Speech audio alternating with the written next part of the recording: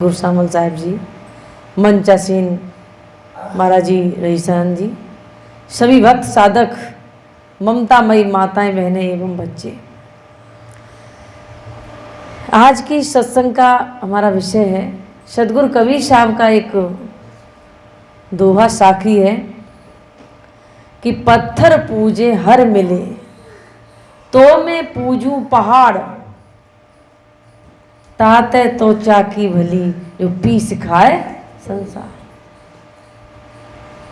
यदि आप सोचते हो उस परमात्मा के नाम पर, ईश्वर अल्लाह खुदा के नाम पर किसी पत्थर की मूर्ति को पूजने पर घी दूध मेवा मिष्ठान जल पुष्प पत्र चढ़ाने से यह तुमको हरि की प्राप्ति हो सकती है, प्रभु की प्राप्ति हो सकती है, तो सदगुरु कबीर साहब कहते हैं कि वो पत्थर बना कहाँ से? एक विशाल पहाड़ से ही तो तोड़ के उस मूर्ति के लिए पत्थर लाया गया। एक विशाल पहाड़ में से छोटा सा टुकड़ा काट के मूर्ति बनाई गई। उस मूर्ति को मंदिर मस्जिद में इत्यादि में रख दिया गया। तो कबीर साहब कह रहे हैं कि उस छोटे से पत्थर को पूजने से तुमको यदि हरि मिल सकता है तो मैं छोटे को क्यों पूजूं? तो जिसका बाप है, जहां से ये पत्थर तोड़ के लाया गया, एक विशाल पर्वत, तो मैं पूजूं पहाड़। एक छोटे से बच्चे से मुझे किसी के घर से कोई सामान मिल सकता है, तो क्यों नहीं उसके बाप से हम बड़ी चीज मांग की कोशिश करें? भाई बाप पूरे घर का मालिक है। वैसे ही कबीर साहब ने कहा है कि पत्थर पूजे हर मिले तो मैं पूजूं पहाड़, लेकिन ऐसा है नहीं। इससे तो चाकी भरी, घर में जो आटा पीसने वाली चाकी है वो पीस खाए संसार, वो दो पार्ट अच्छे, उसमें यदि आप गेहूं डालोगे तो आटा निकलेगा, और जिस आटा को आप लोग रोटी बनाओगे पूरा आपका पेट भरा जाएगा। लेकिन उस पत्थर की मूर्ति पे दूध डालते हो, उसके ऊपर से होता हुआ नाली में चला जाता है। घी इत्यादि जो भी चढ़ाते हो मिट्टी में मिल जाता है। और घर की चक्की रूपी जो पाट हैं उनमें यदि गेहूं डालोगे तो वो तुम्हें पीस के आटा देगी। कितना महान संत थे, कितना अच्छा उन्होंने समझा दिया इस संसार को। लेकिन कौन समझने वाला है? इस संसार की भेड़ चाल है कि वो करता है तो हम भी करेंगे। घर में बच्चों को पीने के लिए 100 ग्राम दूध नहीं है, और कितना कुंटलों दूध। आप मथुरा वृंदावन जाके तो देखो, अब ये शायद सावन चल रहे हैं, सोमवार को तो आप देखो शंकर जी के मूर्ति पर या मंदिरों में कितना दूध और कितना क्या क्या सामान लोग नाली में बहा देते हैं। मेरी बात याद रखने ना कि एक एक अपराध का आपको दंड मिलेगा। ये घी और दूध इंसान या जीवधारियों को खाने की चीज़ है, इसको नाली में गलत जगह बहाओगे, आप ही एक एक चीज़ के लिए तरसोगे, इस अन्न को बर्बाद करने के लिए नहीं। आपको लगता है कि मैंने शंकर जी पे चढ़ा दिया, कहाँ है शंकर जी? कि पत्थर पूजे हर मिले तो मैं पूजूं पहाड़, ताते तो चाकी भली पीस खाए संसार। इस संसार जिसका पीसा हुआ खाती है और जो कुछ हमें देती है, वो न करके हम किन आडंबरों में फंसे हैं। ईश्वर अल्लाह खुदा गॉड जो भी हम नाम लेते हैं या अपने शरीर से बाहर हम समझते हैं, ये सिर्फ मेरा भ्रम है। उदाहरण के लिए एक व्यक्ति खजूर पे चढ़ गया, साधारण व्यक्ति था, होगा कोई मान्यता मानने वाला। जब ऊपर चढ़ा और ऊपर से जब जैसे उसने नीचे देखा तो जमीन उसे बहुत दूर दिखाई दी, और जब जमीन दूर दिखाई दी तो उसके होश उड़े। ऐसा लगा, धड़कन तेज हो गई कि अब मेरे अभी हाथ छूट रहे और हम जमीन पे गिरेंगे और मर जाएंगे। घबराने लगा और उसने क्या कहा कि हे प्रभु, हे मेरे ईश्वर, मुझे आज बचा ले, आज मुझे आराम से नीचे उतार दे, हम 50 संतों को भोजन खिलाएंगे। कहने के बाद और वो धीरे धीरे उतरने लगा। 5-10 फुट नीचे उतरा था। फिर कहा कि हे प्रभु, तुमने हमें शक्ति तो दे दी है, हम उतरने भी लगे, लेकिन कुछ समझौता कर लो, 50 संतों की जगह 25 को खिला देंगे, क्योंकि अब आधी दूर उतर आया, हिम्मत भी बढ़ी, तो खिला सकते, अब मेरे बस की 25 संतों को भी खिलाना नहीं है। और धीरे धीरे वो जमीन पे आ गया। जमीन पे आते ही कहा कि आज के बाद हम कान पकड़ते, हम इतने ऊंचे खजूर पे चढ़ेंगे ही नहीं जो मुझे एक भी संत को खिलाने की जरूरत पड़े। और उसने फिर बाद में, था तो अज्ञान, लेकिन बाद में फिर उसने कहा कि ना ही तो मेरी किसी ने आवाज़ सुनी और ना ही मुझे कोई ईश्वर अल्लाह खुदा गॉड दिखाई दिया, ऊपर से नीचे तक हम उतरे हैं, तो मुझे सिर्फ अपने आप को खिलाना है, ईश्वर नाम की कोई चीज है ही नहीं। कहने के लिए उसे ज्ञान था या अज्ञान था, लेकिन अंत में उसने जो निर्णय लिया वो उसे आप सुनो और समझो कि उतरे हम पैरों से, हाथों से, मैंने उस डाली को पकड़ पकड़ के हम उतरे। हाँ, हम तो मान लेते हैं ईश्वर को जो मुझे गोदी में उठा के सीधा सीधा जमीन पे हवाई जहाज की तरह उतार देता। उतरना तो मुझे पड़ा, इसका मतलब है कि मेरे अलावा और कोई है ही नहीं। जो ईश्वर है वो मेरे अंदर मेरी आत्मा है, जो आत्मा ने शक्ति दी और मेरे हाथों ने, पैरों ने उस डाली को पकड़ पकड़ के और वो नीचे आई।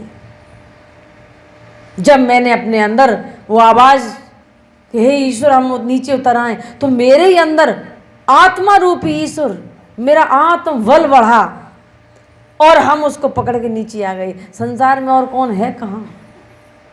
इसलिए मुझे खिलाना है तो इस शरीर को, तनधारी को खिलाना है, सेवा करनी है तो इसकी करनी है, अन्यथा संसार में कोई कहीं कुछ है नहीं। ये तो एक उदाहरण था आपको समझाने का। हम लोग टिकट खरीदते हैं, अपने बचपन की बात बता रहे हैं कि जब बस में बैठते थे, बस पूरब को जा रही है तो सड़क के किनारे जो पेड़ पौधे खड़े होते हैं वो घूमते हुए पश्चिम को जाते हुए नजर आते थे।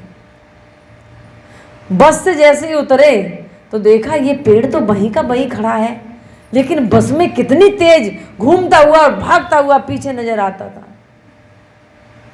समझ में नहीं आता, बस में जब बैठे वही नाटक शुरू और नीचे उतर आए तो कुछ दिखाई नहीं दे। कहने का मतलब है, समझने का। आज भी बच्चे बहुत ऐसे होंगे जो ये सोचते होंगे कि पेड़ घूमते हुए पीछे भाग रहे हैं। कहने का मतलब है कि संसार में पेड़ जड़ है, पेड़ ना भाग सकता है ना घूम सकता है, वो तो जमीन में गढ़ा हुआ है। भाग कौन सकता है? चेतन, यानी तुम भाग रहे हो, टिकट तुमने ली है, सवारी तुम्हारी चल रही है, पेड़ पौधे नहीं भाग रहे। कहने का मतलब है भजन, ध्यान, पूजा पाजी जो कुछ भी करनी है अपनी खुद की करनी है। वादा तुमने किया है कि मुझे गलत कर्म नहीं करना है, मुझे इस गर्म में उल्टा नहीं लटकना है, मुझे संसारी मोह माया में नहीं पड़ना है। वादा तुमने किया है और तुम्हें ही अपना वादा निभाना पड़ेगा।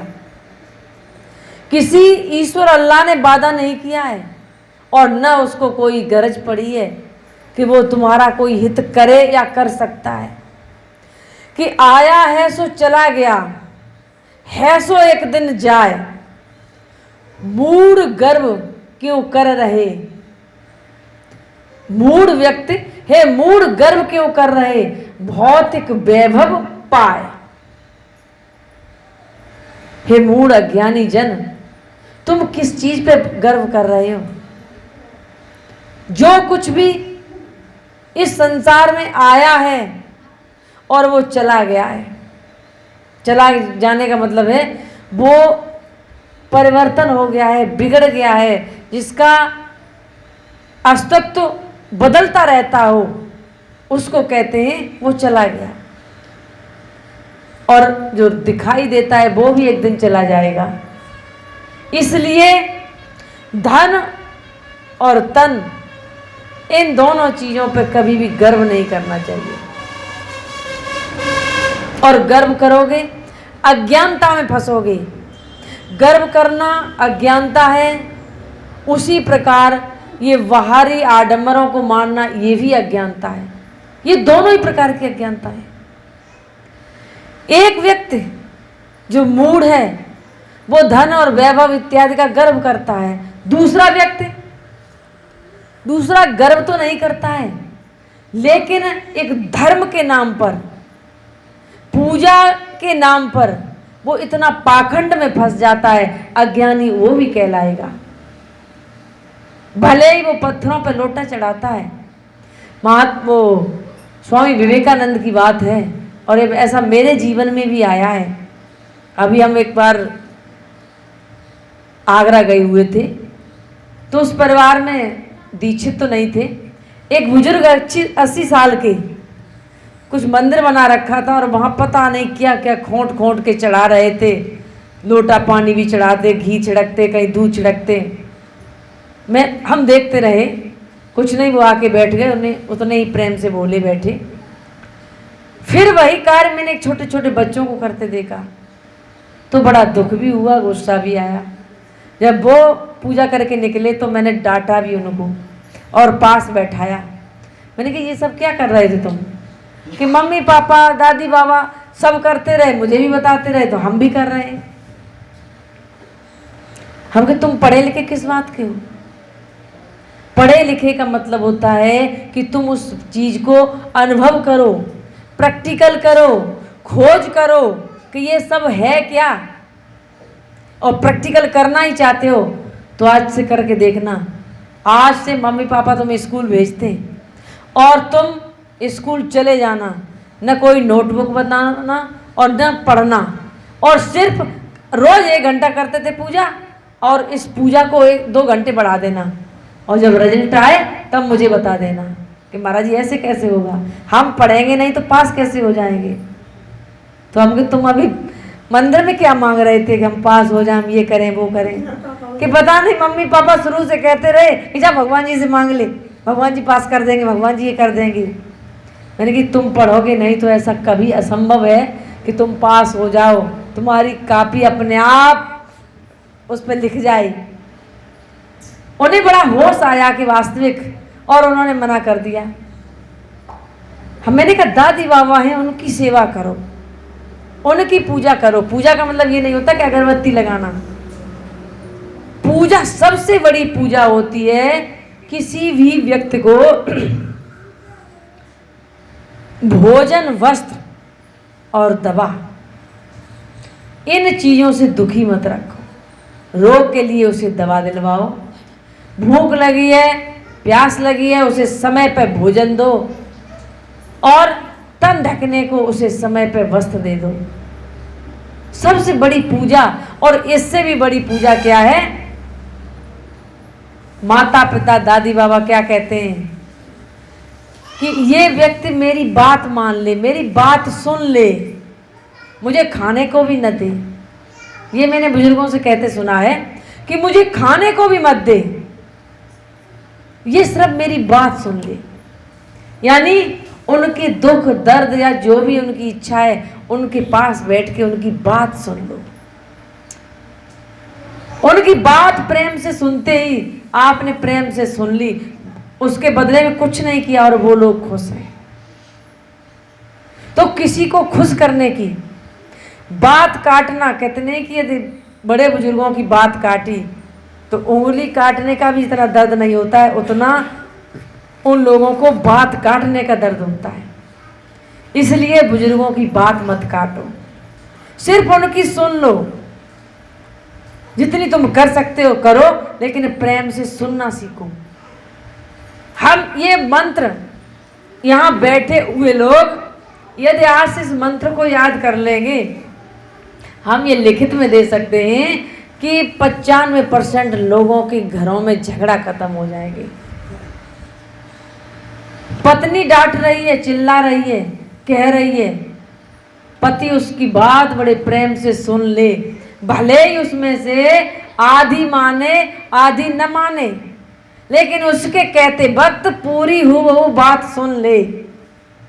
पति की बात पति कह रहा है, पत्नी सुन ले, बड़े प्रेम से बैठ के सुन ले, और उसमें से 5 माने चाहे 95 बातें ना माने, झगड़ा टल जाएगा। झगड़ा कहाँ शुरू होता है?